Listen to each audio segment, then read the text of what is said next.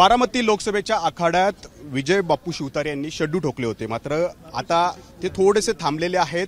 काय नेमके कारण आहे बापू? तुम्ही माघार घेतली म्हणजे काय नुरा कुस्ती वगैरे ठरते? नाही, कसली नुरा कुस्ती वगैरे काही नाही. विजय शिवतारे असले खोटेपेटे करणारा प्रकार नाही. महायुतीमध्ये खूप मोठी अडचण निर्माण झाली.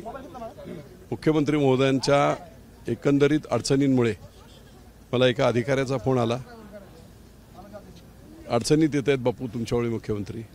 त्या क्षणाला मी ठरवलं की याच्यातून बाहेर पडायचं आणि मग दोन्ही उपमुख्यमंत्री आणि मुख्यमंत्र्यांची बैठक झाली.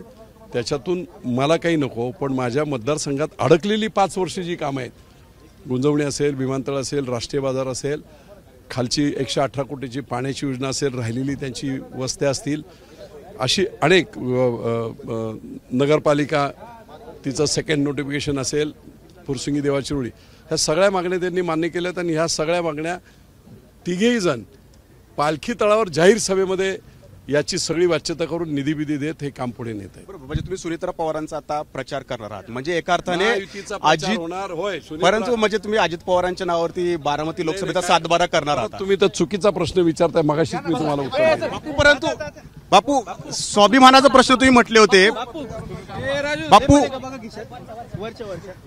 तर आपण बघतोय की या ठिकाणी विजय शिवतारे जे आहेत ते जे प्रश्न या ठिकाणी त्यांनी आधी जे काही वक्तव्य केली होती त्यामुळे जे काही निर्माण होत आहेत त्या प्रश्नांना उत्तर देणं त्या ठिकाणी आत्ता टाळतायत, कारण त्यांची मोठी अडचण झाली आहे. त्यांनी बारामती लोकसभेत एक तिसरा पर्याय निर्माण केलेला होता.